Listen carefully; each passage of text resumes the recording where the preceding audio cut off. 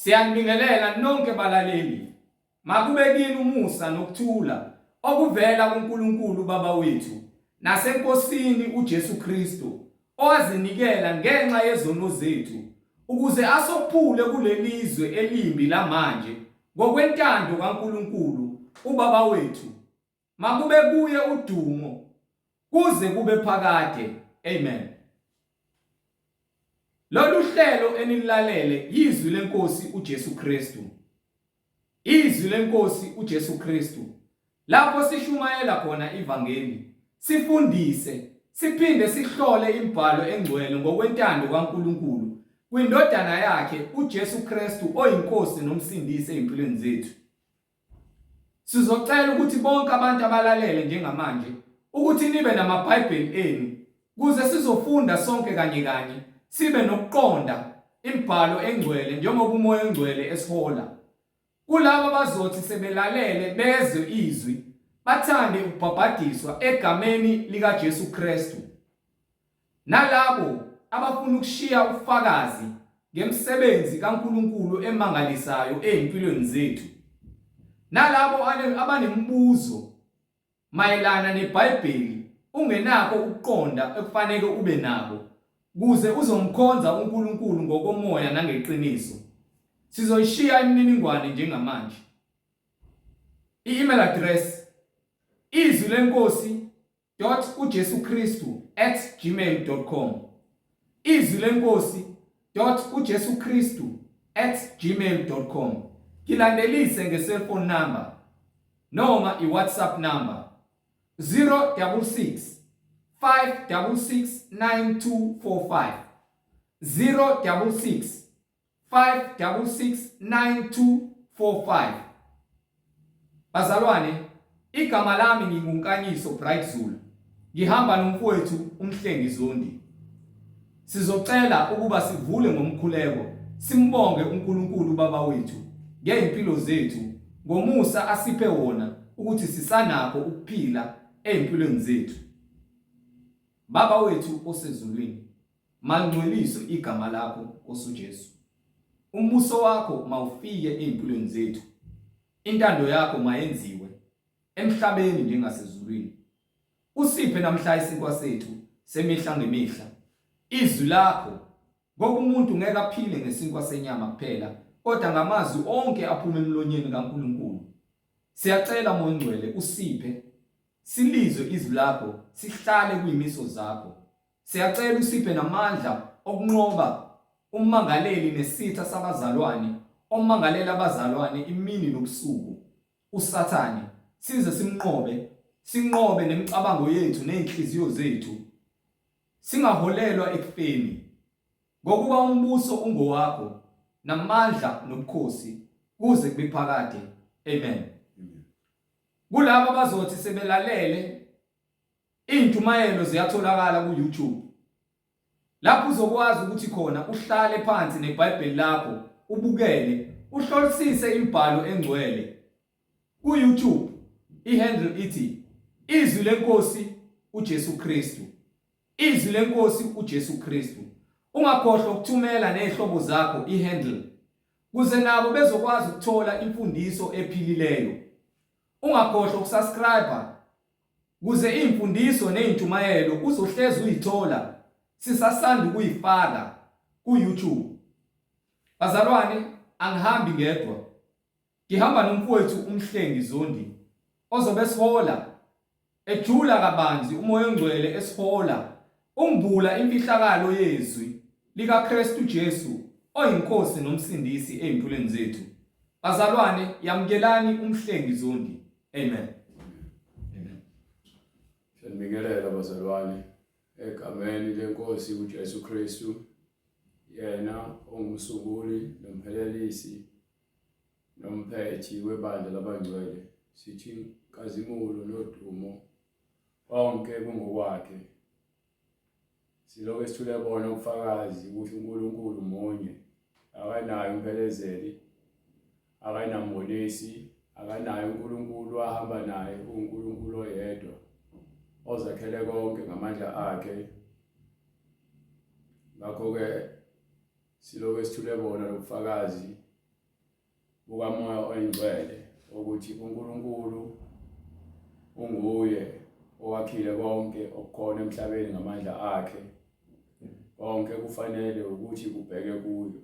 So uma ungabhekile kuye ulahlekile. Ekulahlekeni kwakho udinga inkumbuzo okuyizwi lakhe lokuphila. Uma uthi wena awukholelwa kuNkulunkulu nakhona wena uyazahlulela ukuba ufanele ukuphila ophakade. Nanokuthi wena udukile udwamuze kumnyameni. Noma kufika ukukhanya kuwe wena uyanqaba ukukhanya. Uncamela nje ukuphila njengomhlambi ozalusile.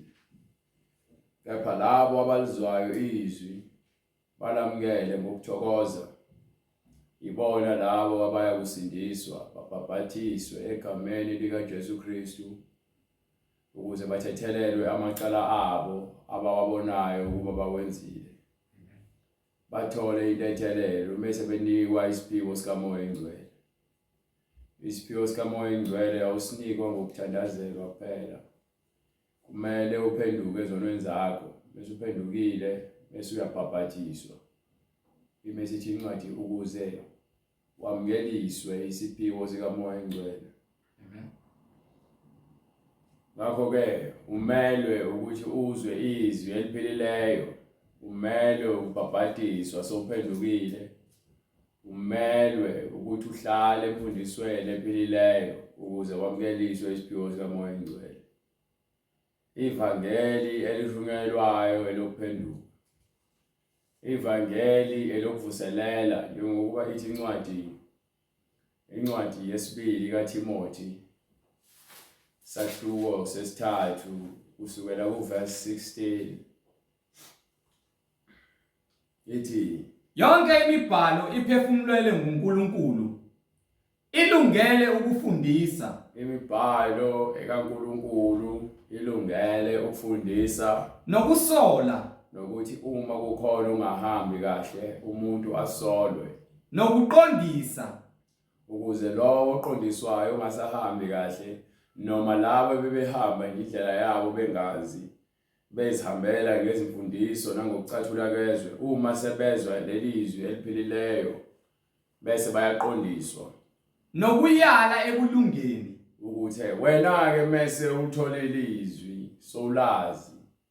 Uma sekwenzeka wena uphuma endleleni noma uhamba uphelelwa amandla, siyumele ukuthi uyalwe ukuze wena ungezuphela amandla ukhuthazeke, uqhubeke uphokophele ekuhambeni kwakho kokukholwa ukuze ungezumnika usathane indawo. Ukuba usathane indawo uyayithola uma sidembesela.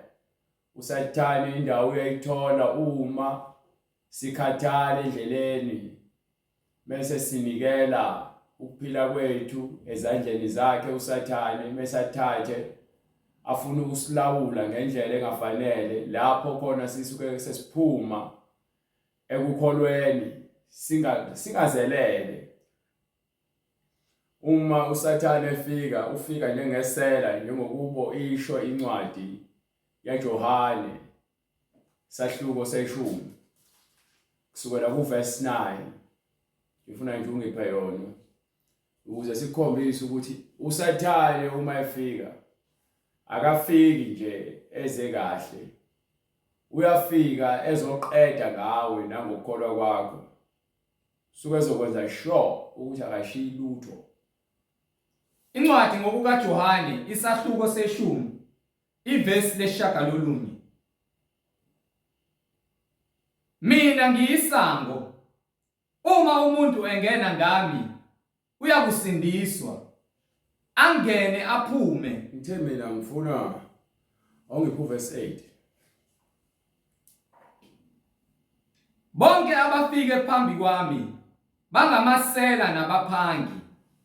Kepha izimvu azibezwanga. Bonke abafikile ngaphambili namanje basekhona, bafikile emva kwakhe uJesu njengoba asho kwincwadi yaMathewu wathi bawufika abaprofeti bamanga uthi nangaphambilini bonke abafikile bafike njengamasela, bafike njengabaphandi bezophanga ibandla lobungcwele, ibandla lobungcwele, ibandla lobuqotho lokuthi uphile ngobuqotho unembeza wakho ubemsulwa phambi kwaNkulunkulu ngokuba inhliziyo yakho imele ukuthi igezwe ngesigezo samanzi ngezwi ukuze wena ukwazi ukuphinda ubonana noNkulunkulu ngokuba yena uqotho futhi umsulwa nezindlela zakhe zonke zilungile.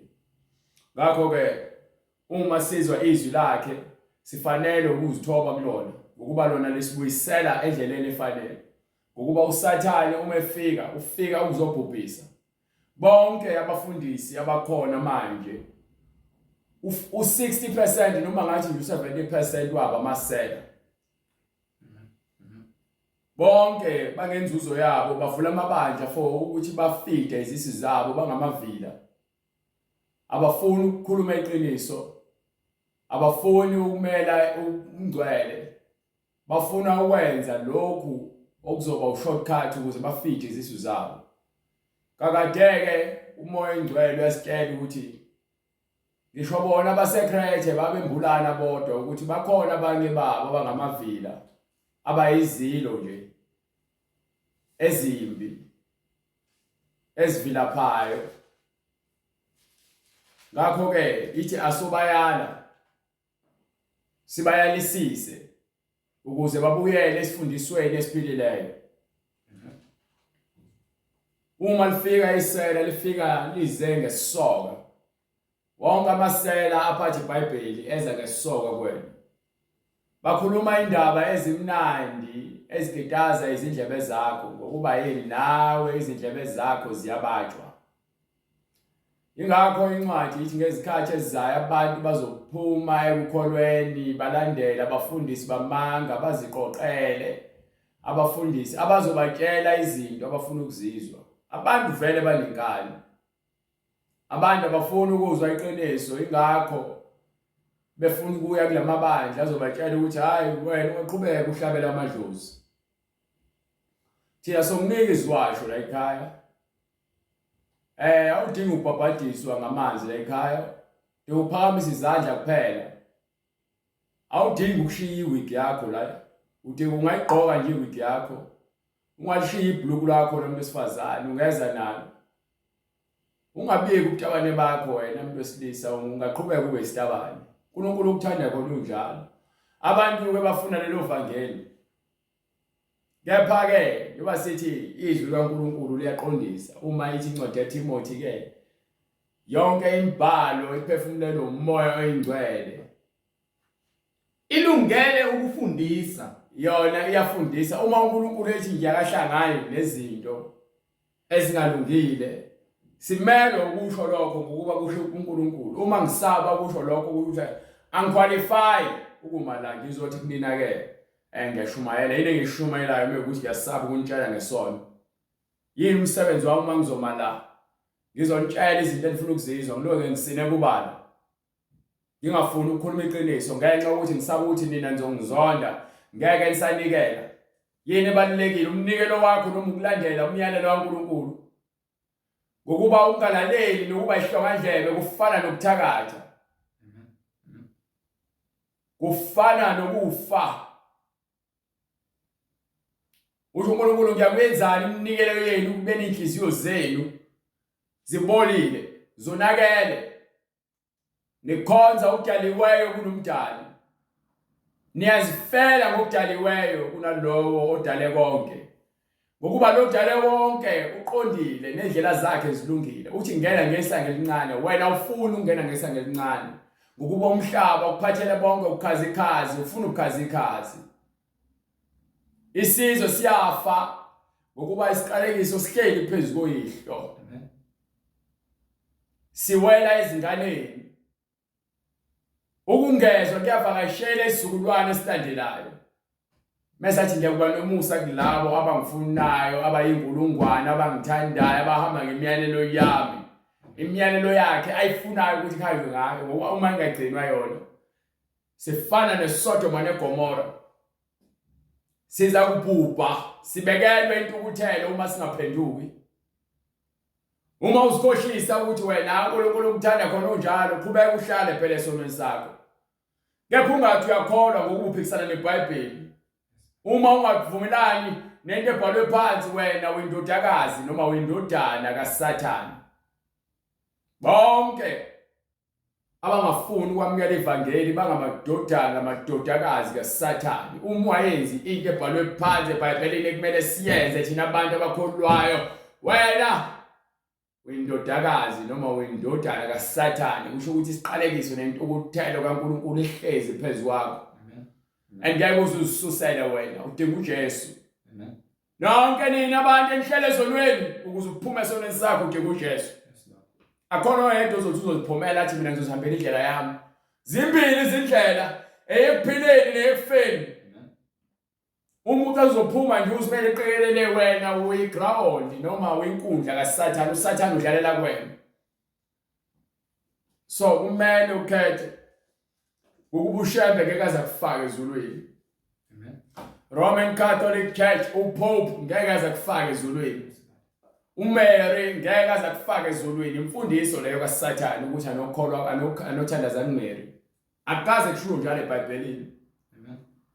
Uma ungambizi uJesu, ubiza uMary, uthi uMary uma kaJesu umuntu usathandaza, ake awusasho ukuthi uJesu uyinkosi yakhe. So ubiza uMary, usho ukuthi uMary wena nkosikazi. Okumele umbizi onkosikazi futhi nibiza uMary ngonkosikazi kaNkulunkulu. Niphika indodana kaNkulunkulu. Lokho kuyizinga lokubula lokukhombisa ukuthi alilazi iBhayibheli, kepha nithi niyakholwa. Nivatha isivatho nihambe nesontweni, kepha ke lutho imfundiso epheleleyo niyadwanguza. Nihamba ebumnyameni emini kaBhali balele. Nithi niyakholwa. Ngakho ke khona ke eMaromini ufica abathakathi, ufica abantu abahlabela amadlozi, ufica izinyanga, ufica izangoma. Ngoba yini? Ikamathanda bazenzela into abayifunayo. Bale ndaba nani ngokuba nabo amaRoma lawa abaholi bakhona bakhonza izithixo. Baphatha induku ezinesiphambano nomuntu olengayo bathi uJesu. Niyabalandela ngoba naku bazothile. Bahamba ngokuthula kanti banihlomekisa banifaka ehlathini. Ngaphakathi esontweni kugcwele izithombe, kugcwele lonke uhlobo lwezithombe. Uma sikhuluma kanje, understand ukuba nimzwanga uNkulunkulu waseqaleni ukuthi uthini. Baningi uNkulunkulu wathini eqaleni indaba yezithombe. Incwadi Exodus. Ngeke ungitshele ukuthi uyakholwa wena. Uphathi iBhayibheli, kepha ke awuyenzi into eshiwo eBhayibheli, wenza into efundiswa umuntu noma nemfundiso zabantu ezidukisayo. Incwadi uExodus isahluko 20 Yes sir. verse 1. Yebo. uNkulunkulu wakhuluma onke lawa amazwi wathi, Wakhuluma uNkulunkulu, wakhuluma wonke lamazwi. uNkulunkulu wakhuluma wonke lamazwi. Akhuluma ngomuntu, wakhuluma uNkulunkulu ewatshela abalandeli bakhe. Uma umlandeli kaNkulunkulu wena uzozwa lokho kwashiwo uMoya Engcwele. nginguJehova uNkulunkulu wakho, Yena uthi unguJehova uNkulunkulu wami, okukhipha ezweni laseGibhithe, lo wakukhipha esonweni lasekuhluphekeni. indlu yokugqila. Yebo. Ungabi nabanye uNkulunkulu Singabi ngaphandle kwami. nabanye onkulunkulu ngaphandle kwakhe. Ungazenzeli izithombe ezibaziweyo Singenzi izithombe ezibaziweyo. namfanekiso wokusezulwini, Singenzi nakodwa umfanekiso okukhona ezulwini, ngaphezulu nowokusemhlabeni, nakho konke. Ukhuluma nje bese wenza isithombe uthi uJesu noma uMary noma uNkulunkulu. Uthatha uNkulunkulu uyamehlisa uzomfanisa nesithombe. Awumazi uNkulunkulu. Ungamdweba kanjani umuntu uthi wena ikhahla elimhlophe nengwevu uthi uNkulunkulu ungamazi, ungawazi umbona? Ukhonza kanjani isithombe uNkulunkulu ebethi ke singakhonza isithombe, singaguqi singazithobeli? Umkhonza kanjani uMary uma ethi uNkulunkulu ke ungezenzela umfanekiso ngokusezulwini nokusemhlabeni? Wena wayo umfanekiso kuyirosali lakho othandaza kulona. Ubona ukuthi ungcwele uma ubusisiwe ngoba nangu ufaka irosali. Uthi liyakuvikela kumoya emibi. Vele ngeke uzukwazi ukuthola ukudisena imoya emibi kwawena ubambile umoya omubi. Umoya munye nomoya omubi. Xolisa bazalwane ukuphazamiseka. Qhubeka kwincwadi yeExodus chapter 12 sukela from verse 1 sike silungiso.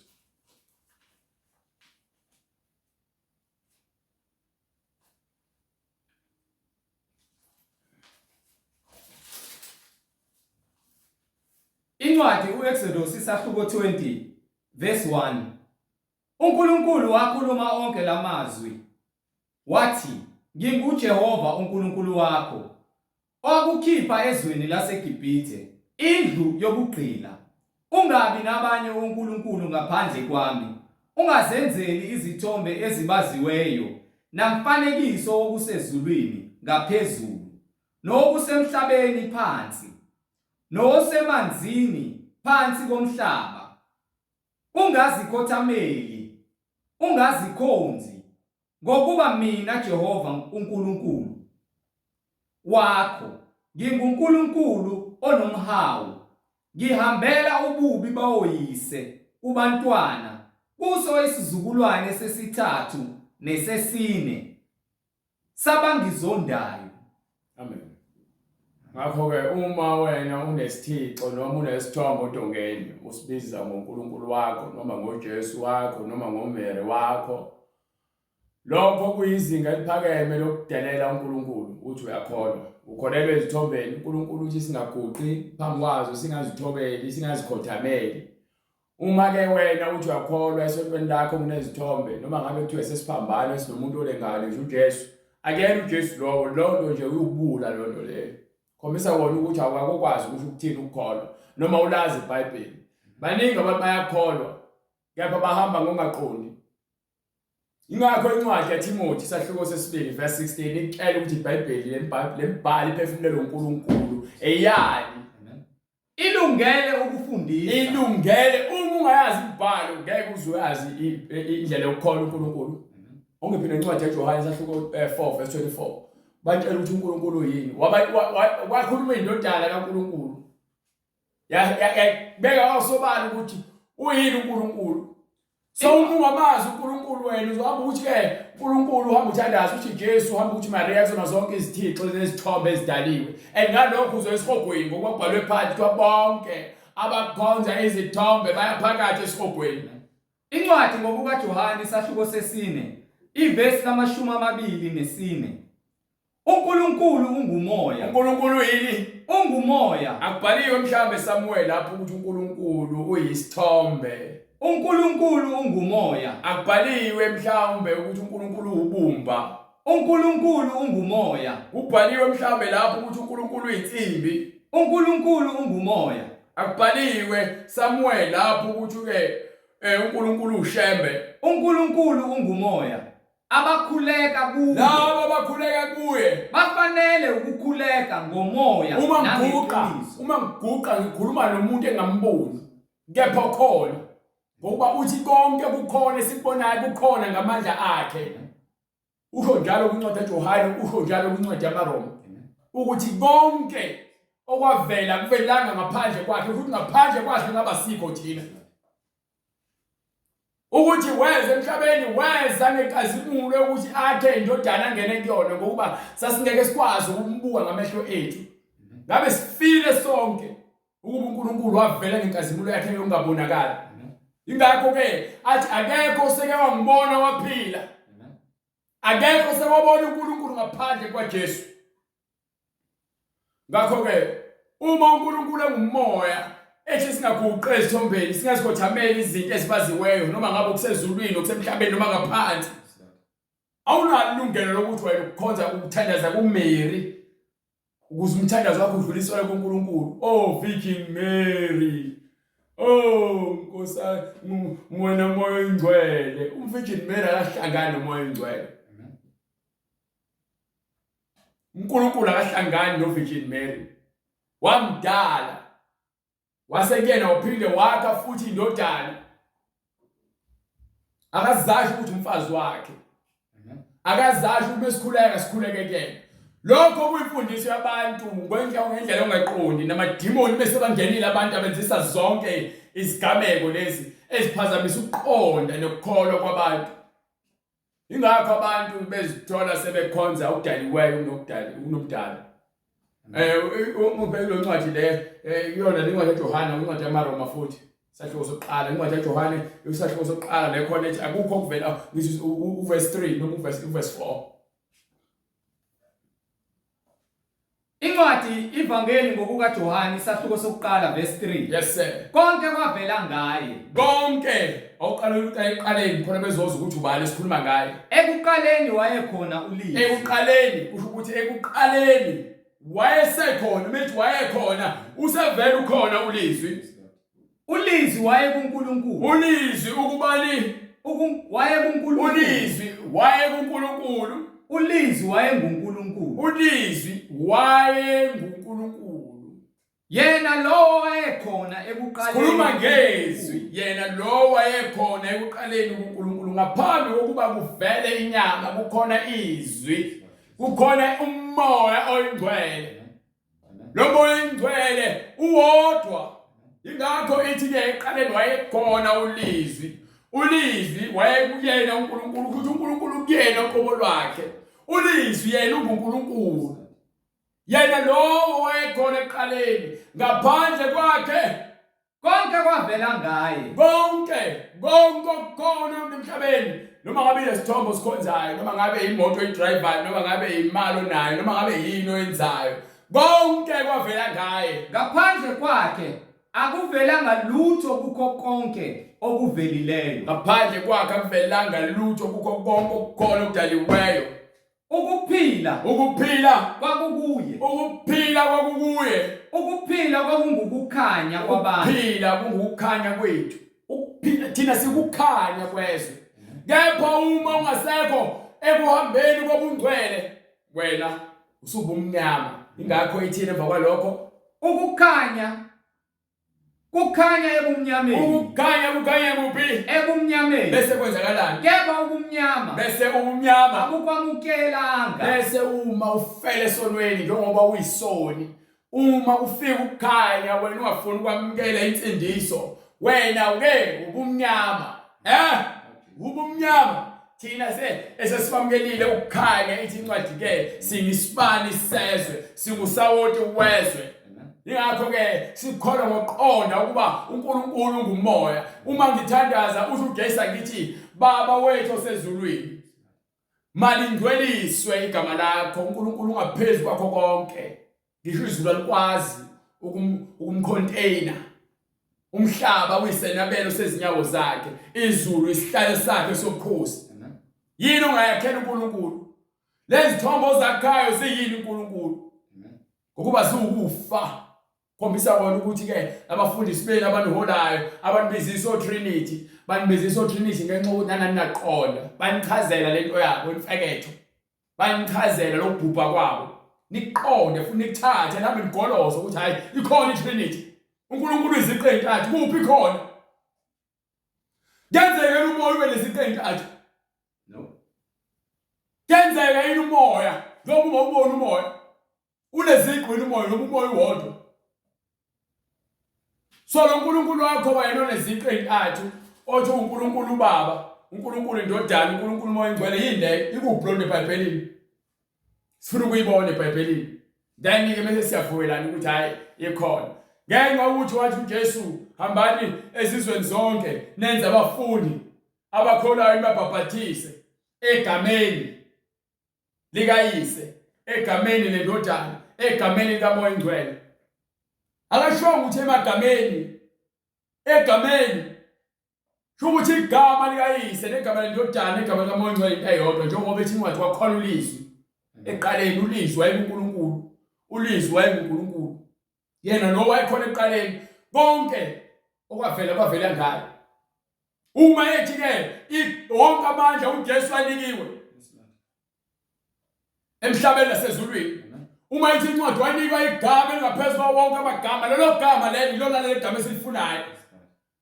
Ngokuba uma sebabhaphathiswa abantu ngosuku lwePentecost, lapho khona ke kwincwadi ezenza kwisahluko sesibili verse 38 akushiwo ukuthi senibhaphathise egameni likaYise, egameni leNdodana kaMoya Oyingcwele.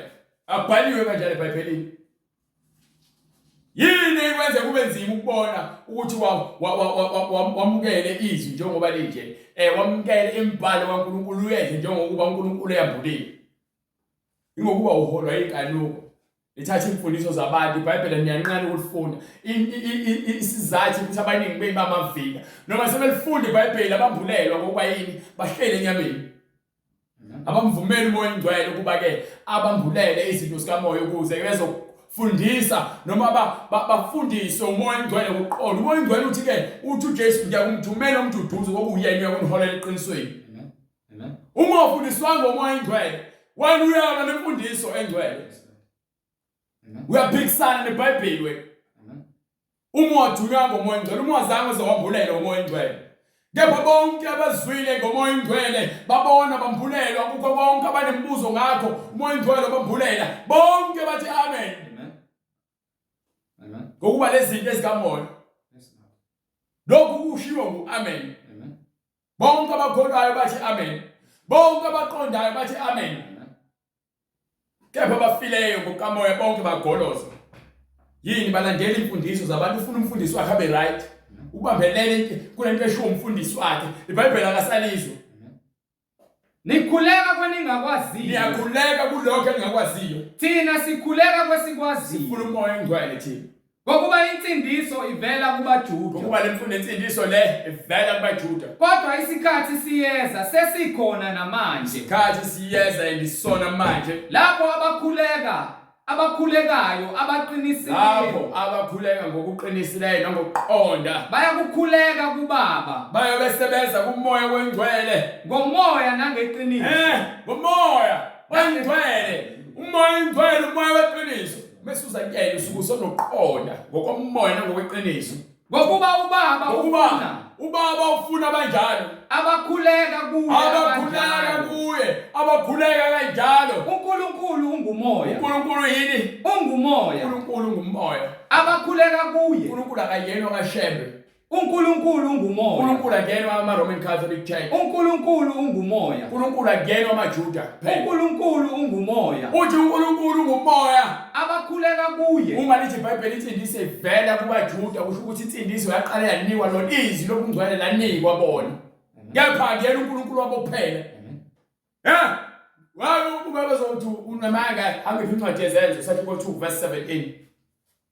Incwadi yezenzo From verse 24. isahluko sesibili. Sahluko 17. Sorry. Incwadi yezenzo sahluko 17 verse 26. Starting from verse 24. Sifuna ukuvezela ukuthi uNkulunkulu uma kuthiwa uNkulunkulu wadala uAdam noEva sonke siphuma ngaphansi kwaloso sizukulwane.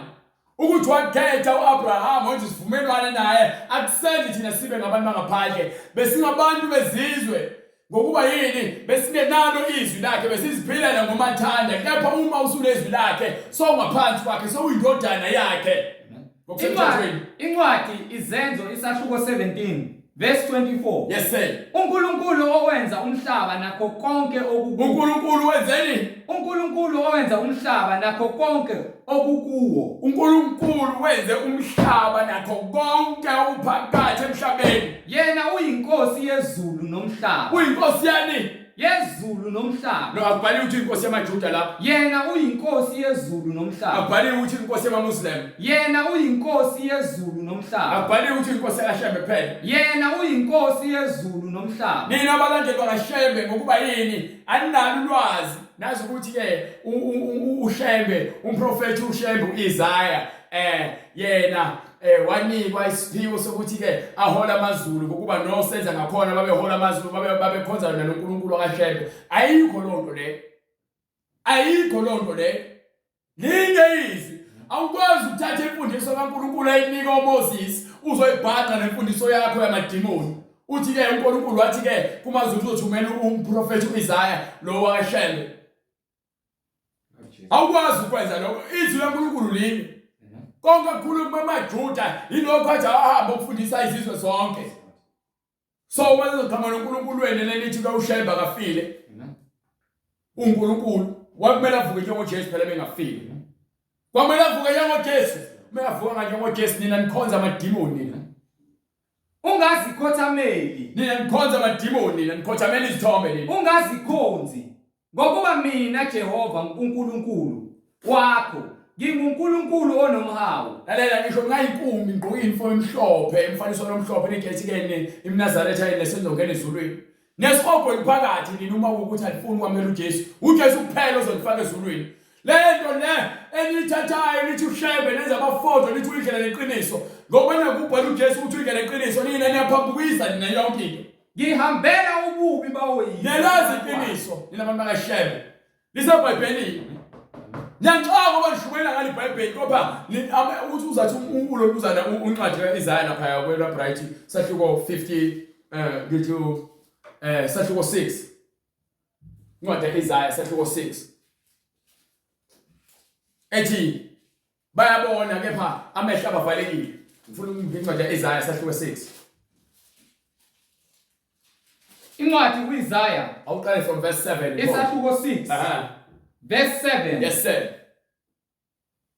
lathinta umlomo wami awuqale verse 8 futhi ngezwa izwi lenkosi lithi ngiyakuthuma bani sishumayela izwi lenkosi mofuna ukwazi ukuthi lesenza siyashumayela izwi lenkosi alizwa umprofeti uIsaiah wathi ke walizwa izwi lenkosi lethini lathi siyakuthuma bani kubani oyakusiyela na ngase ngithi haleluya wayisathi Isaiah bheka nangu mina wathi Isaiah nangu mina ngithume mina nami ngisho into efanayo uNkulunkulu ngokuba singcwalisile ngakho engcwele ngithume ngoba uNkulunkulu ufuna sobathuma uthi uJesu ke impela uthi yini insimi silungele ukuvunwa kepha kushoti yabalimi nami ke ngiyavolunteer angidingi ukuthi ngikhonjwe ngiphushwe ngenkani uNkulunkulu ufuna abazoziyela bona ngothando ngokuba uthando lwabo ukhombisa uthando lwakhe yathi hamba usho kulaba abantu hamba batshela labantu laba ukuthi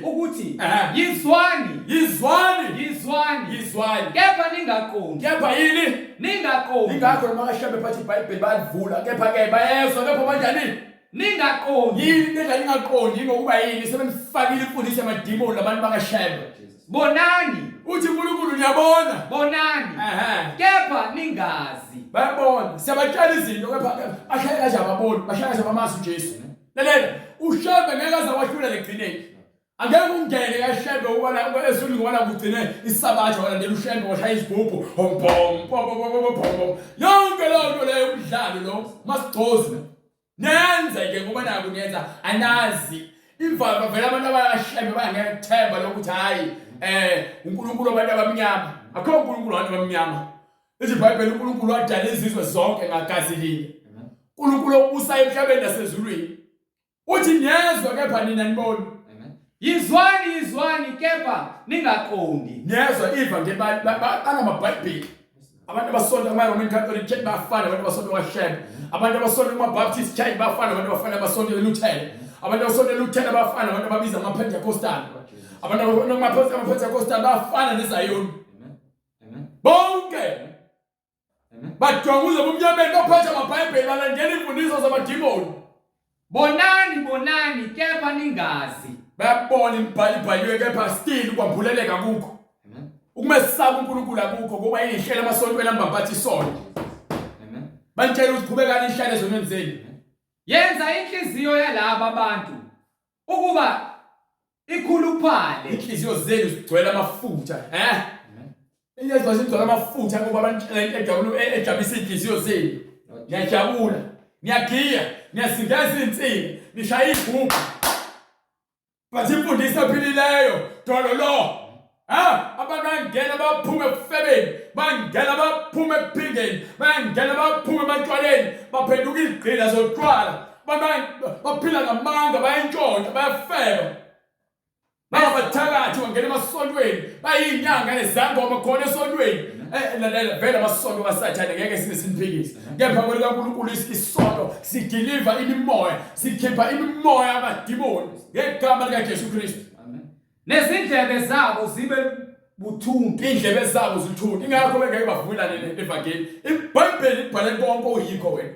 iBhayibheli inazo zonke impendulo ngokuqala kwakho kuze kube isiphetho sakho ayikho enye incwadi engakukhombisa ngingaba le ncwadi zamahubo kaShebe nihubelani kepha uma ningavumela uJesu awukwazi ukushumela ngoShebe ngeke eBhayibhelini shumela kanjani ngomuntu ongenafakazi sifuna ubufakazi ukuthi uShebe uthi ufana noJesu siyafuna ubufakazi haleluya ninabantu ngenxa yokuba buthuntu kwezindlebe zenu nenhliziyo zenu ezikhuluphele yamanga ingakho kulikhulu ukunamukela imfundiso ephilileyo nyoze nyamukele kodwa egcineni kabuhlungu sonke esiqogweni ufiphaze amehlo abo abazophiliphaliswa funa babone ngamehlo abo ukuze uma ngase babone ngamehlo abo bezwe ngezindlebe bese beyezwa ngezindlebe zabo baqonde ngenhliziyo bese inhliziyo zabo susa onke lamafutha bese bayaqonda ngenhliziyo zabo babuye bese banyanyaniswe babuye kusho ukuthi udukile baphiliswe ukuthi udukile iBhayibheli ngeke lizenzenzele into efuna yona lenziwa lento efuna ingakuthiwa ke yonke imibhalo ephefumulelwa uNkulunkulu yonke sheba simbona kweyodwa incwadi ilungele ukufundisa bacasha ukuthi wathi uma usehlani uNkulunkulu wathi ngiyakuthumela omunye umprofeti ofana nami usheba kafana kancane noNkulunkulu soze khohlwa soze nina niyasaba nina ukukhonza izwi ningamela ukukhonza izinto ezidaliweyo uhlale ngaphansi kwehlahla nithi ngikhumula icathulo ngoba la uNkulunkulu wathi Musa akhumula imbadada lalela lokho konke ngamaqhinga kaSathane siyawazi amaqhinga kaSathane siyawazi uma khona umuntu okholwa kaShembe ngithi mina ngezwe neBhayibheli lakhe la sidinga iBhayibheli ngoba iBhayibheli lona lizosicacisela ukuthi ngabe sonke sihamba ngendlela yinye ngoba akwazi ukuba noNkulunkulu oyedwa bese kuba nezinkolo ezingaka akwazi ngeke athi uNkulunkulu ngumoya bese baqala ukuthi ngizoba nezinkolo ezi100 500 ama-Muslim ama-Judaism amaNdiya ngapho Lord Jesus amaHindu iZion iGubu iLuthela amaPentecostal amaRoma zonke le zinkolo zikhonza uNkulunkulu oyedwa ngoba ufundisa izinto ezingafani nikhuleka kwaningakwaziyo niyahamba niyakhuleka niyaguqa kuzinto eningazazi thina sikhuleka kwesikwaziyo kepha thina ke sikhuleka kulokho esikwaziyo ngokuba insindiso ivela kubaJuda iyavela kubaJuda insindiso ivela kubaJuda kodwa isikhathi siyeza kepha kunesikhathi esibekiwe sesikhona manje isona lesikhathi njengoba incwadi ikhuluma kanje ikhulumela lesikhathi lesikhathi esizayo lapho abakhuleka abaqinisileyo lapho abakhuleka ukuqonda bayakukhuleka kubaba bakhuleka kanjani bayakukhuleka kubaba bakhuleka kubaba ngomoya nangeqiniso ngomoya nangeqiniso ngomoya ngokukhuleka ngomoya ungakwazi ukuthi ukuthini ukukhuleka emoyeni ukukhuleka emoyeni ngokuba siyazibona ukuthi wena akekho ongaba ngaphezulu kwakhe lo semoyeni konke kuvela ngaye konke kungokwakhe even impilo yakho ingakho ke incwadi ezenzo sahluko 17 verse 24 miqala lapha yana ikhuluma iveza le ndaba yokuthi ke uNkulunkulu owenza umhlaba nakho konke okuphakathi yena uyinkosi yezulu nomhlaba akahlali le ekhulunywa umpostoli Paul kule ncwadi ezenzo uyikhuluma kubantu njengalabo engikhuluma njengabo manje abakhonza izithombe wafika benesithombe bese benenabo kuthiwa uNkulunkulu esingamaziyo wathi ke mina ngizonitshela ngoNkulunkulu okuyena odale konke ngitshela ngoNkulunkulu odale konke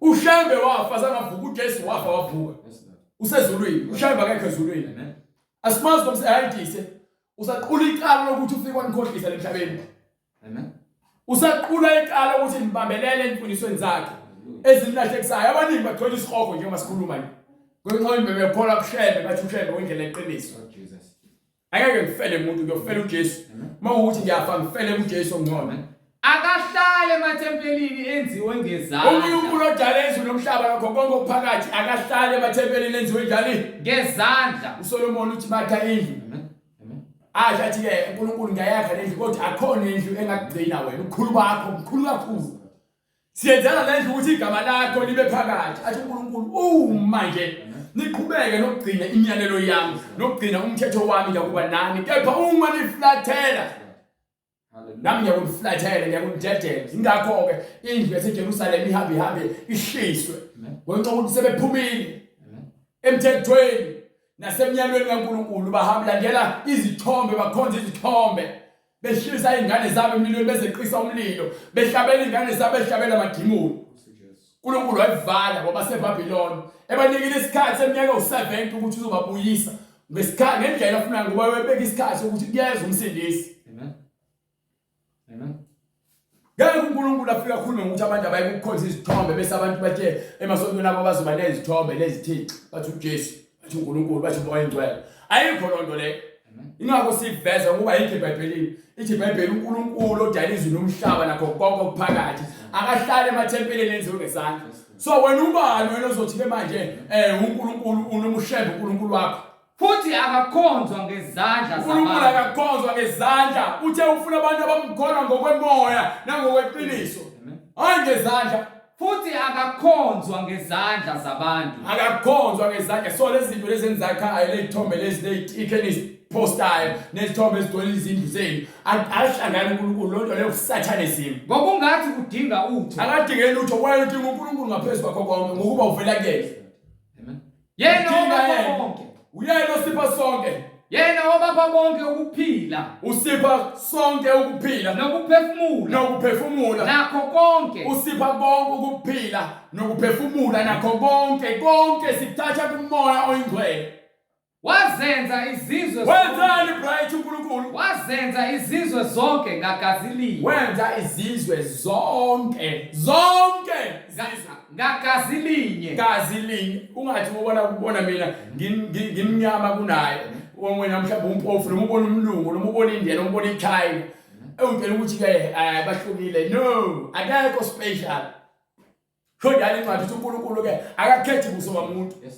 Akanandaba ukuthi umnyama noma ucebile noma uyisigwili noma uyahlupheka noma uyintombi into as long as uhlele emthethweni wakhe ulandela imfundiso yakhe ugcina imiyalo yakhe uthanda yena ngaphezulu kwakho konke.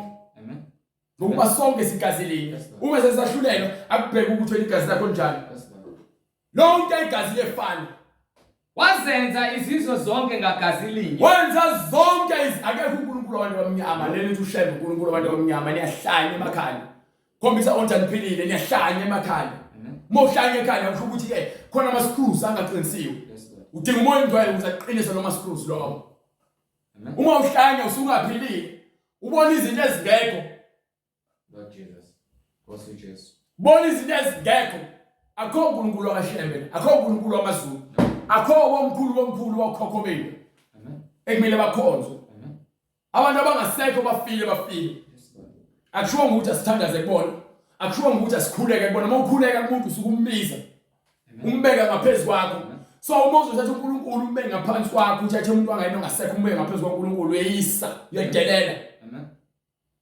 uNkulunkulu wadala izizwe zonke ngagazi linye. Ezidelelani ngalokho ukuba zakhe ebusweni bonke bomhlaba. Usagcela ukuba sigcwalise umhlaba ngoba yini wathi ke zalalani nande ligcwalise umhlaba.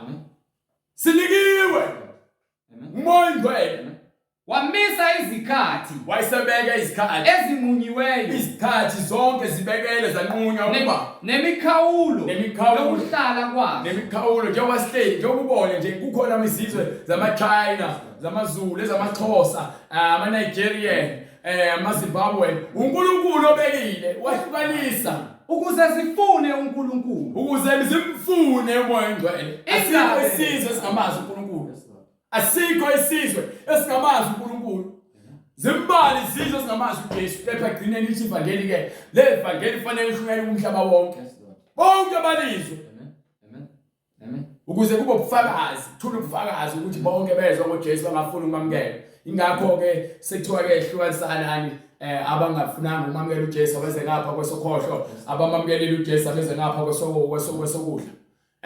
Ukuze sifune uNkulunkulu simele ukuthi simfune uNkulunkulu ingabe zingamuzwa zimfumane ingani kakude kulowo nalowo uma nje zingase zimuzwe zimfumane ngokuba yini akakude akakude ngokuba siphila sihamba ngokuba besiphila sihamba sikhona kuye njengalokho izimbongi njengoba lezimbongi zakhona ezithile zakile yebo zisho zathi zitheni ngokuba futhi siyinzalo yakhe. Ngoba siyinzalo kamoya oyingcwele. Siphuma kuAdam, indodana kaNkulunkulu yokuqala. Eyokugcina indodana kaNkulunkulu uJesu. Eyokuqala uAdam, ngokuAdam wabunjwa uNkulunkulu wamakha yena ngomfanekiso wakhe wambumba ehlabathini. Wamenza waphelela wasefaka umphefumulo wokuphila kuyena wavuka umphefumulo ophilayo.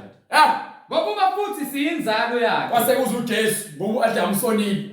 uJesu wamakha esibelethweni somuntu wesifazane ngoba vele sebekhona abantu usengayenza indlela yokuthi akhe umuntu kumuntu ngamandla akhe engazange kuhlangana umuntu wesilisa nomuntu wesifazane waphuma uJesu wamgcweleza ngomoya oyingcwele waphila kuyena babambulala waphinde wavuka uJesu ethulweni ngamandla akhe njengesithembiso sakhe emvusela kutheni ukugcwalisa izwi lakhe ukuthi lo uyindodana yami njengoba ngishilo kanje ngiqedile umbhabhatisa ngathi lo ungokhethiweyo wami uyena ngimkhethile noma abafundi bakaJesu behamba nabentabeni uJames noPeter noJohane abatshela athi lo indodana yami anomlalelo mungafuna ukulalela uJesu esihogweni ungamfuna uJesu esihogweni ngizogoloza lemfundiso yakho yaSathane yakaShembe noma yaseMaromini goloze nayo utshela ukuthi ba right kubona esihogweni yebo ba right esihogweni ngakho umuntu ozothike uhamba indlela yokukholwa engamamukelanga uJesu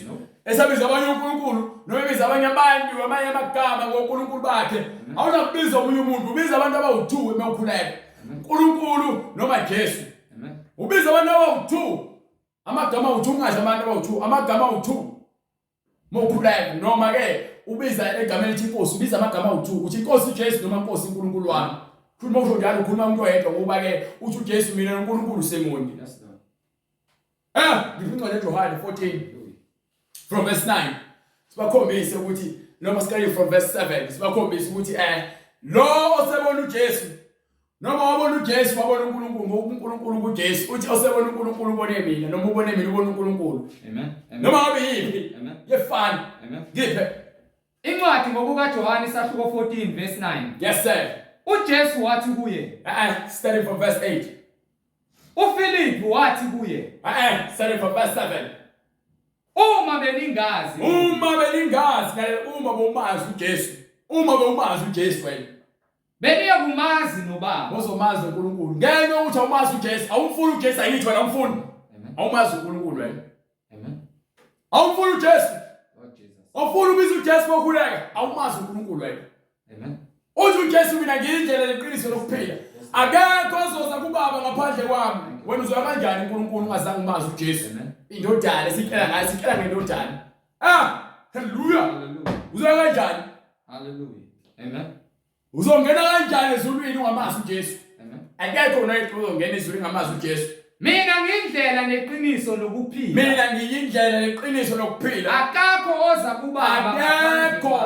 kuBaba ngaphandle kaJesu uma benimazi uJesu beniya kumazi noBaba bezomazi uNkulunkulu ukuthi uNkulunkulu ngumoya umoya engcwele buzokwazi lo buze ukubiza zonke izithombe lezi ngoNkulunkulu bakho buzoyeka namanje sanethi ubonike ukuthi uyeke ukubiza izithombe ngoNkulunkulu bakho angikathali uma ngabe ubani noma kuthiwa umthanda kanjani awunokumthanda uNkulunkulu umuntu othanda izinto ezidaliweyo uNkulunkulu ukuthi ukhoza lezo zinto lo muntu ufanele ngesihogweni Jesus amen fanele ngesihogweni khoza izithombe khoza okudaliweyo umndalo amen ngingona phakathi haleluya yebo ndaba haleluya amen uma benimazi uJesu beniya kumazi noBaba benza kumazi noNkulunkulu kusukela manje ezindaba manje uyamazi uNkulunkulu ngoba sesichazelile sukela kusivula intshumayelo size sifika manje siyakutshela ngoNkulunkulu siyamazi uNkulunkulu manje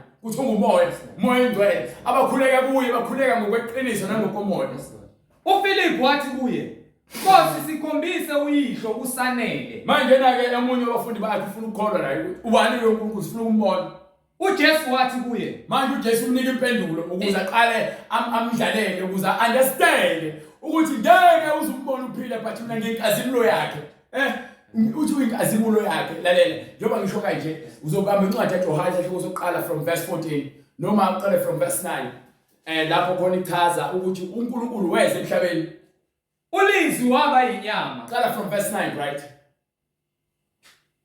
Kwakungukukhanya okuqinisileyo. Kwakungukukhanya okuqinisileyo. Okukhanyisa wonke umuntu. Okukhanyisa wonke umuntu. Okwasekuza ezweni. Kwasekuza kuphi? Okwasekuza ezweni.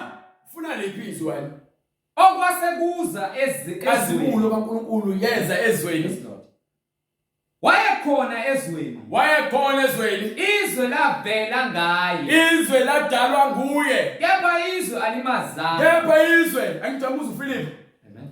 Usho Philip ngikhombise uNkulunkulu ukuze nizomazi. Uthi uJesu uNkulunkulu niseniyamazi nimbonile. Amen. Ababene ayibambona. iBhayibheli yakutshela ukuthi ke itheni? Wayekhona ezweni. Wayekhona ezweni. Izwe lavela ngaye. Izwe lavela ngaye. Kepha izwe alimazanga. Kepha izwe njengoba namanje salandela oShebe no Pope lilandela izithixo. Wezwa kokwakhe. Libiza izithombe ngoMary nithi nithandaza ngoMary. Wezwa kokwakhe. uNkulunkulu weza kuthina. Abakhe abamamukelanga. Kepha bafunanga ukumamukela abantu abadalile wabanika nezwi. Kepha bonke abamamukelayo wabapha amandla okuba babe ngabantwana babanika amandla ukuba babe ngabantwana bakaNkulunkulu. Labo abakholwa egameni labo abakholwa kuphi? Egameni lakhe. Ungakholwa egameni kaJesu. Haleluya. Khohlwa. Haleluya. Uzombona uNkulunkulu. Fanele ukholwe egameni kaJesu nakhona ngeke uvele uvume nje.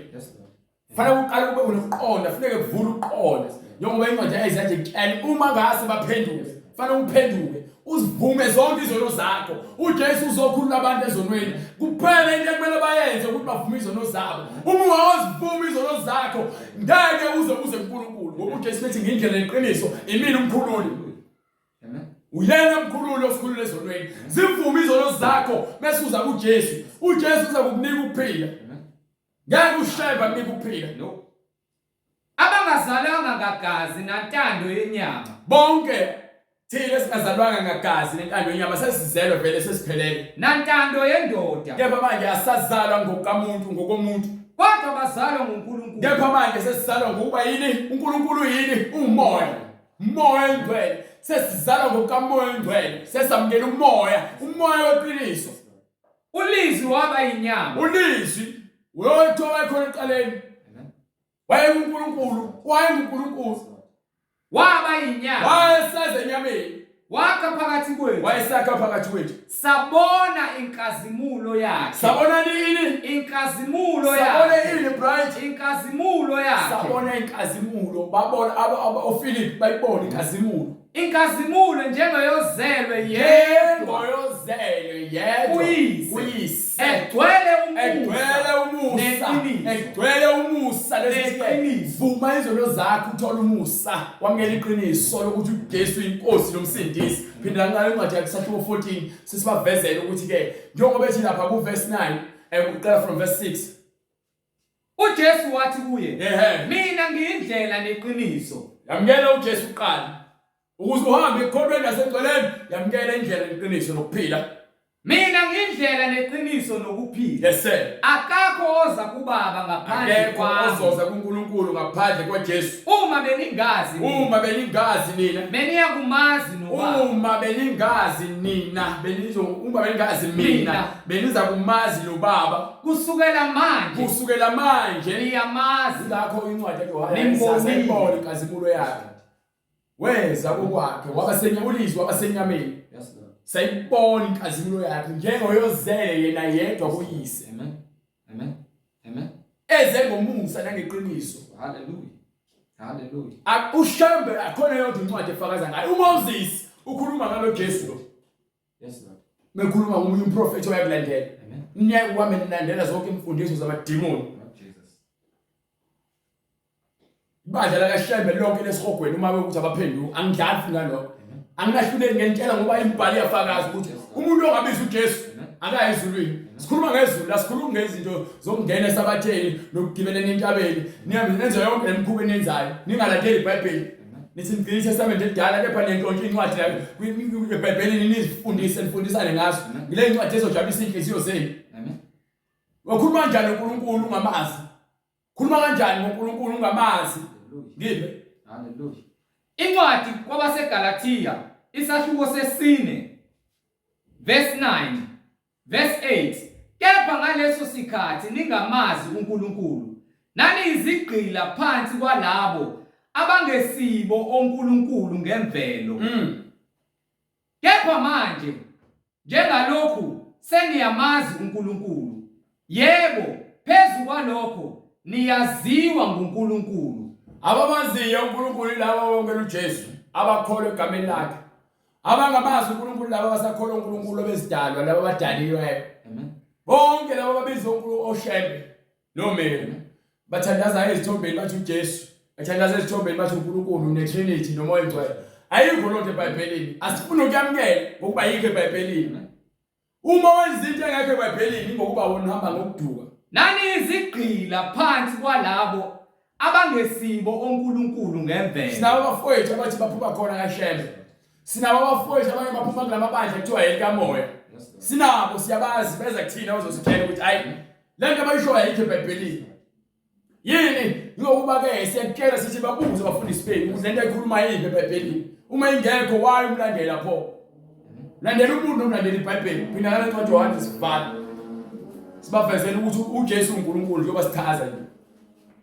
Noma kuthiwa uNkulunkulu ayikuyindodana. Ithi kepha ulizwi wayesenyameni ubani omunye ulizwi ngaphandle kaNkulunkulu. Inyama isekho manje. Uma uvuma uJesu ukuthi uyindodana kaNkulunkulu uvuma ukuthi uNkulunkulu weze enyameni. Yes Lord. Amen. Ngeke mvumayo la ukuthi uNkulunkulu weze enyameni. Wayekuyindodana yakhe. Amen. Yona yodwa. Ayitheni ingakho akhazimuliswa waphindela ezulwini ngoba uNkulunkulu wayekele. uNkulunkulu weze emhlabeni waphinda phinde ezulwini. Kepha weze emhlabeni iqali weza ngena ngaphansi komhlaba waphuma ngaphansi komhlaba wahlala iminyaka insuku ezu40 ngapha emhlabeni wasiyaphinda wakhuphukela ezulwini. uJohane wafakaza ngaye. Wamemeza wathi chapter 14. Hallelujah. From verse 14 from verse 8. uPhilip wathi kuye. uPhilip usefuna ukwazi uthini? Nkosi sikhombise uyihlo kufanele. Sifuna ukubona uNkulunkulu Nkosi sikhombise. uJesu wathi kuye. uJesu uthi manje kuPhilip. Isikhathi esingaka nginani. Abangazi esingaka nginani. Khuluma uMoya Oyingcwele manje ukhuluma noPhilip. Yebo uMoya Oyingcwele kuyindodana. Kepha ukhuluma noPhilip manje uPhilip aqonda ukuthi sonke lesikhathi yonke lento oyibonayo nalento oyifakazayo. Imina lo uNkulunkulu omfunayo. Amen. Ongibonile mina. Lo ngibonile mina. Umbonile uBaba. Izindaba. Obone uJesu. Lovuma uJesu, uvuma uNkulunkulu. Angithi izindaba uthi uJesu uNkulunkulu kuyena. uJesu uthi uNkulunkulu kuyena akasho ukuthi eceleni kwami. Ongibonile mina. Ongibonile mina. Ubonile uBaba. Ubonile uBaba. Usho kanjani ukuthi sikhombise uyihlo na? Usho kanjani ukuthi ke asikhombise uyihlo na? Awukholwa ukuthi ngikuBaba noBaba. Awukholwa yini ukuthi uJesu uNkulunkulu noNkulunkulu uJesu. So uma ngamukela uJesu ngamukela uNkulunkulu. Mina sangino Jesu noNkulunkulu ndawonye uBaba munye. Baphila kumina. Amen. Amen. Amen. Hallelujah. Amazwi engiwakhulumayo. Amazwi akhulunywa uJesu Kini. Yebo. Angiwakhulumi ngokwami. Angizikhulumeli ngokuhlakanipha kwami nokuqonda kwami. Kepha uBaba ezikini. Ubaba okuKristu wenza imisebenzi yakhe. Wenza ini? Wenza imisebenzi yakhe. Baba uKristu wenza imisebenzi yakhe ukuthi ke yena noBaba bamunye. So uJesu noNkulunkulu into eyodwa. uJesu noNkulunkulu bazokhona kanjani abantu? Ayikho indlela, ayikho esingayisho. Hallelujah. Kholwani yini? Kholwani ukusho bani manje usho uJesu ukuthi ngikuBaba. ukuthi mina ngikuBaba noBaba ukini. noBaba kholwani. Ayikho into engaphinde futhi iphoqelele uba yabona into esenzayo senambulele. Amen. Uma kungenjalo siyambulele imfihlakalo yezulu. Umsebenzi wakho ukuthi ukholwe. Uma ungakholwa uyabhujiswa ngoba incwadi isho njalo isuka ihleli phezu kwakhe ukuthela kaNkulunkulu. Uma ungafuna ukholwa. Amen. Funa ukukholwa igama likaJesu kuqala. Wamukela uJesu. Hlukana nayo yonke lento labantu abakufunza yona. Angikhathani uma bamshumela uJesu esontweni lakho, kepha uma imfundiso kaJesu ingapheleliswanga esontweni lakho akulona isonto likaJesu lelo. Uthi isonto lakhe isonto elilandela umthetho wakhe nemfundiso yakhe nemiyalelo yakhe. uthi manje uma uphula wodwa emiyalelo yakhe unecala kuyona yonke ngokuba umehluko ukuphi ukuthi wenze kodwa ukuthi kuloko kunye wenze okubi kuphi umehluko ngokuba ufuna ukwenza konke okuhle uphile ngakho kwenza okuhle uma ufuna ukwazi ukuthi uba uNkulunkulu uJesu ufuna ukwazi uba uJesu uNkulunkulu yebo uJesu wakuyindodana noNkulunkulu oyekuyindodana uNkulunkulu uJesu into eyodwa inyama yakhaziliswa isekhe inyama ekuphindwe ibona kholwani yimi ukuthi ngikubaba ukuthi mina ngikubaba nobaba ukimi uma kungenjalo kholwani ngenxa yale misebenzi ayenza ekumele ukholwe yiyo manje ukuthi wayenza yonke imisebenzi bathi hayi ushebe nje wafaka ubhoko amanzi ahlehla yonke lento ekhulumayo ibona kuMoses ushebe nje naye wathi uma wasukuthi wheelchair yonke into ushebe into ayenza uyakopela sikopela so asifuna ukuzwa yena umuntu yake ubufakazi bakhe amnandi abuhlangani nomuntu obungcwele noma ngathi isabatha labangcwele andazi ukuthi nenzani sikhululiwe sabatheni sikhululiwe kuyona yonke imisebenzi esenziwayo esenyameni benithi ngicela isabatha phela kufuneka ngigcine nephasika nibe nabapriest abahlezi behlabela njalo ukuxolisa nihlaba izimvu njalo neqaphu izono zenu ngisazivuma ngokuthi ngichithe igazi nigcina izinsuku nezinyanga incwadi kwabaseGalatia isahluko sesine verse 10 yes sir nigcina izinsuku nezinyanga nezikhathi neminyaka yonke into emisiwe eyayimiselwe ngokomthetho omdala ethoka kuyisithunzi saloko okuzayo nina nisagcina sikhululiwe kukho konke lokho kepha nisagcina yini anihamba ngongaqondi ninamadlebe kepha nezwa amadlebeni abuthundu ninamehlo kepha niboni nendlebe kepha niqondi nezinhliziyo zenu ezicebile zigcwele amafutha amandla uma ngase ngeliphenduka uNkulunkulu anibuyisele endlela efanele niyakulungiswa ngoJesu Kristu kuphela uyena kuphela inkosi nomsindisi akekho umuntu Isaiah ukhuluma ngomsindisi ukhuluma ngoJesu uma fika ingilosi ithi ke igama lakhe ngiyakumbiza ukuthi uJesu ngokuba uyakusindisa abantu bakhe ezolweni zabo amen manje yena ke sifuna ukuthini nithi nina uNkulunkulu wenu wavele emkhathini awethu akavele emkhathini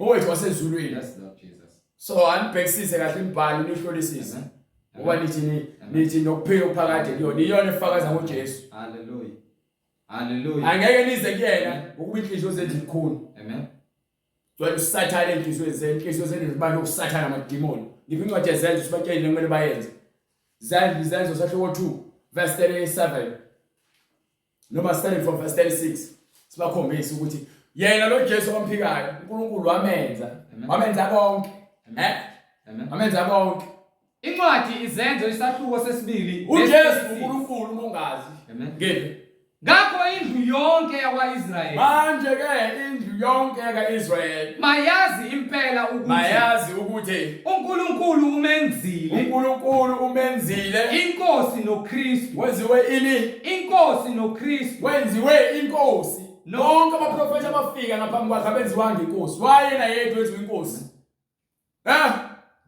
wayena yedwa wenziwe inkosi uNkulunkulu umenzile inkosi noKristu uJesu lo enambethela nina esiphambanweni sebekuzwa bahlabeka enhliziyweni basebehlabeka enhliziyweni bathi kuPetru nakwabanye abapostoli madoda bazalwane siyakwenze njani na uPetru wayesethi uPetru yabona abantu mase bebona iqiniso bafuna ukwazi bazokwenza njani bafuna ukwazi ingakho sishiye number ne-email yobe sosithina mase ufuna ukwazi bese wathini uPetru wabatshela ukuthina abantu phendukani wathi uPetru abantu bona phendukani yiloyo naloyo abhaphathiswe egameni uyaphenduka ubhaphathiswe bese uzisola ngokulandela imfundiso yamademoni uyazisola ngokuthi wena ube isifebe ube isiphingi ube isiqambe manje ube isidakwa ube yikho konke okungalungile phambi kwaNkulunkulu wena ube sowuphenduka bese uyabhaphathiswa egameni likaJesu Kristu yalizindaba uJesu igama lakhe kuphela lokusindisa ila kuphela igama lokunika insindiso lokuphila okuphakade kukho ukuthethelelwa kwezono zenu kukho ukuthethelela izono zakho kufanele ubhaphathiswe egameni likaJesu Kristu khona niyakwamukeliswa uyobeke sowunikwa isiphiwo sikamoya Uyobe sawunikwa. isiphiwo sikamoya oyingcwele. Ngeke uvele unikwe isiphiwo sikamoya oyingcwele ungazange uzuphenduke ezonweni zakho. Ngeke uzohambe ngendlela yakuJesu ungazange uzuphenduke ezonweni zakho. Ngokuba isithembiso ngesenu nabantwana nesabantwana. Isithembiso ngesenu nabantwana benu esabo bonke abakude. Bonke inkosi uNkulunkulu wethu eyakubabiza waqhubeka wanezelela ngamagama amanye amaningi wabayala wathini zisindiseni kulesizukulwane esiphambeneyo. Simelwe ukuphenduka ezonweni zethu. Sizoni simelwe ukuzivuma izono zethu egameni likaJesu Kristu kuphela. Linye kuphela igama esinikiwe. Awamaningi. Amen. Amen. Linye kuphela. Amen. Manje ke usathini? Amen. Yothi mase ufuna ukubhaphathizwa egameni likaJesu Kristu. Sozivuma izono zakho. Amen. Uyobe sosithinta kwinamba esishiyayo ne-email address. Uma unofakazi uyobe sosithinta futhi nakuyona imininingwane. Unembuzo mayelana neBhayibheli uyobe sosithinta. Kuyona yonke lemininingwane esishiyile. Egameni likaJesu Kristu. Sibonga uNkulunkulu ngomusa wakhe nothando. Sithi uNkulunkulu aqhubeke asebenze emfihlakalweni enze izimangaliso kulabo abadinga ukusindiswa ehlele kubona basindiswe. Baba uNkulunkulu namandla egameni lakho moya ngcwele siyazithoba siyazinikela uNkulunkulu siyazivuma izono zethu sithi nalabo uNkulunkulu izwi lakho lifikayo kubona mabavuma izono zabo uNkulunkulu engcwele behlele ukwesaba uNkulunkulu bavume umusa ukuze uNkulunkulu bathole insindiso ukuze basindiswe kulento ukuthelezayo uNkulunkulu bahambe ngokuqonda bakhole ngokuqonda bakhumula yonke izivatho uNkulunkulu zenyama ezingena mzuzo kuwe uNkulunkulu kepha bambathe umuntu omusha umuntu engcwele wenkazimulo basindiswe beze kuwe uNkulunkulu bezithoba bevuma izono zabo bethole imfundiso ephilileyo bethathe iBhayibheli balifunde ngokuqonda uNkulunkulu namandla uzambule kubona uNkulunkulu bathethela amacala abo njengoba sithembiso bathole umoya engcwele beze kuwe uNkulunkulu namandla ngokuzikhandla nengokuzinikela bashiye yonke imisebenzi yenyama konke lokho sicela baba sicela ngegama likaJesu Kristu manje naphakade amen. Amen. Amen. Umusa wenkosi uJesu Kristu nothando lukaNkulunkulu nokuhlangana kukamoya okungcwele makube nani nonke. Amen. Amen.